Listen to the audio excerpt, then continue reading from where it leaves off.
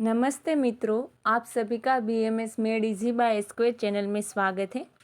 तो हमने Telegram channel और यूट्यूब कम्युनिटी में भी डाला था, तो आप सभी का पॉजिटिव रिस्पॉन्स रहा। तो इसलिए आज हम चरक संहिता सूत्रस्थान का पहला अध्याय दीर्घन जीवितयम अध्याय से पढ़ना स्टार्ट करेंगे। तो जब भी आप ये लेक्चर देखें ना, तो अपनी चरक संहिता जो भी आपने ले रखी हो, हिंदी वाली हो, गुजराती वाली या फिर इंग्लिश वाली नहीं होते, तो मैं आपको बताती जाऊंगी कि आपको कौन से श्लोक करने हैं, कौन से नहीं करने हैं। तो चलिए हम स्टार्ट करते हैं। तो जो पहला श्लोक है उसमें तो यही बताया गया है कि जो भगवान आत्रेय है, उन्होंने दीर्घन जीवितयम नामक अध्याय के बारे में बताएंगे। तो उसमें से कुछ ये पढ़ने वाला नहीं है।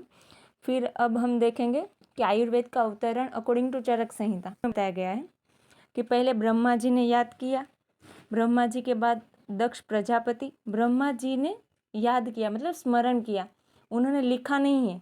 आयुर्वेद जो हमारा आयुर्वेद ग्रंथ है वो ब्रह्मा जी ने स्मृतवा यानी कि याद किया। फिर वहाँ से दक्ष प्रजापति को मिला, फिर अश्विनव कुमार, अश्विनव क्योंकि अश्विनव कुमार 2 थे इसलिए अश्विनव कुमार, फिर वहाँ से इंद्र को मिला। अब यहाँ तक आपको याद रखना है कि इंद्र तक तो सभी में कॉमन है। फिर भारद्वाज गए थे, और ये आगे के जो श्लोक है वहाँ पे आएगा कि भारद्वाज ही क्यों गए और कोई ऋषि मुनि क्यों नहीं गए।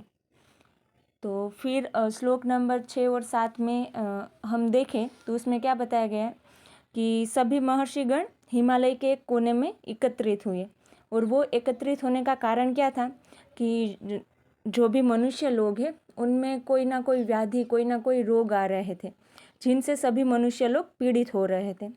तो उन पर दया भावना करके ऋषि मुनियों हिमालय पर एकत्रित हुए कि इसका ये जो भी परेशानियाँ आई है, ये जो भी प्रॉब्लम है, इसका हमें कुछ निराकरण करना चाहिए।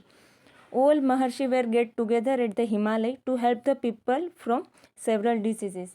मतलब बोला ना कि सभी मनुष्यगण कोई ना कोई रोग से पीड़ित हो रहे थे, तो उन पर दया भावना कर कर उनको इस मुसीबत से निकालने के लिए सभी महर्षिगण एकत्रित हुए। फिर श्लोक नंबर 8 से लेकर 14 तक सभी महर्षिगण के नाम है कि कौन से महर्षिगण तब एकत्रित हुए थे, ये सभी। अब हम देखते हैं श्लोक नंबर 15। धर्मार्थ काम मोक्षाणाम आरोग्यम मूलम उत्तमम। धर्म, अर्थ, काम और मोक्ष, इन सभी का मूल क्या है? आरोग्य। यानी कि धर्म, अर्थ, काम और मोक्ष क्या है? चतुर्विध पुरुषार्थ है। तो अगर हमें चतुर्विध पुरुषार्थ हासिल करना है, सभी का मेन एम तो यही रहेगा कि हमें मोक्ष की प्राप्ति चाहिए, तो उन सब के लिए आरोग्य बेस्ट है। क्योंकि धर्म, अर्थ, काम और मोक्ष के लिए अगर हमें अच्छे धर्म करना होगा, फिर अर्थ यानी कि अर्निंग वाला, फिर काम यानी हमारा जो भी डिज़ायर होगी वो सब, और मोक्ष पाना, तो इन सब हम कब कर सकते हैं? जब हम तन मन से स्वस्थ हैं। तो इसीलिए आरोग्य है इसका मूल रूट बताया गया है। टू अचीव द चतुर्विध पुरुषार्थ धर्म, अर्थ, काम एंड मोक्ष, health is the main root. यानी कि अगर आपको चतुर्विध पुरुषार्थ हासिल करना है तो आपका सबसे पहले आप हेल्दी होने चाहिए, तभी आप कुछ कर सकेंगे। फिर 16वें श्लोक में क्या बताया कि रोगस्य रोगाः तस्य अपहर्तारः श्रेयसो जीवितस्य च। यहाँ से ये एक ही लाइन मैंने ली है क्योंकि यही एक समझने जैसी है। तो इसमें क्या बताया गया कि जो रोग है, जो भी डिजीज़ है, वो तस्य अपहर्तार, तस्य यानी कि किसका? हमें जो चाहिए चतुर्विध पुरुषार्थ, उसका क्या मूल है? आरोग्य है। तो रोग होगा तो हमारा आरोग्य यानी कि हमारी हेल्थ भी नष्ट हो जाएंगी। तो यही बताया गया है कि हमें तो चतुर्विध पुरुषार्थ हासिल करना है, जिसके लिए आरोग्य हमारा क्या होना चाहिए? हम आरोग्यवान होने चाहिए, हम हेल्दी होने चाहिए।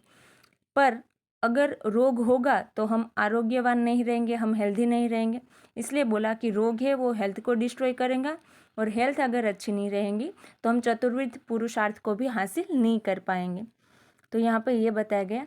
फिर जो भी हमारे ऋषि मुनि लोग थे, उन्होंने क्या किया कि उन्होंने फिर अपने ज्ञान चक्षु से ध्यान लगाया। फिर उनको पता चला कि ये जो सभी रोग या सभी डिजीज़ हो रहे हैं, तो उनका उपाय यानी कि जो आयुर्वेद है वो महर्षि इंद्र के पास है, यानी कि इंद्रदेव के पास है।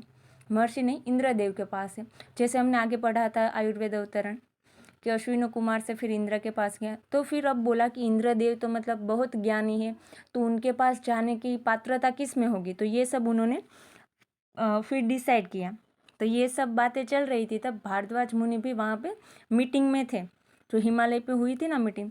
तो फिर उन्होंने, क्योंकि भारद्वाज मुनि ने बहुत सारे तप वगैरह किए थे, तो उन्होंने बोला कि मैं जा सकता हूँ। उन्होंने बोला कि मैं जा सकता हूँ। तो सभी ने फिर उसमें अनुमति दिखाई कि हाँ भाई कोई बात नहीं, ठीक है, हम भारद्वाज मुनि को भेजते हैं। फिर भारद्वाज मुनि इंद्रदेव के पास गए, फिर उनका कुछ वार्तालाप हुआ, फिर इंद्रदेव ने उनको आयुर्वेद का ज्ञान दिया। फिर वो आयुर्वेद का ज्ञान किस स्वरूप में दिया? हेतु लिंग औषध ज्ञानम स्वस्थ आतुर परायणम त्रिसूत्रम शाश्वतम पुण्यम बुबुद्धेयम पितामह। यानी कि आयुर्वेद त्रिसूत्र या फिर त्रिस्कंध भी हम बोलेंगे, त्रिस्कंध या फिर त्रिसूत्र आयुर्वेद दोनों एक ही है। हेतु लिंग और औषध।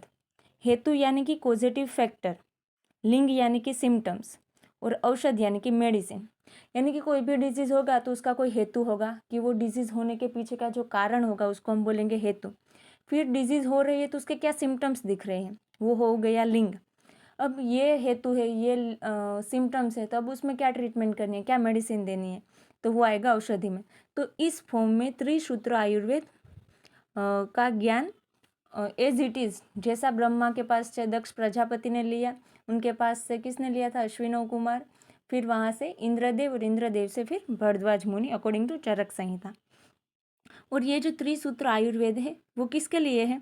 स्वस्थ आतुर परायणम। स्वस्थ यानी कि हेल्दी, और आतुर यानी कि अनहेल्दी।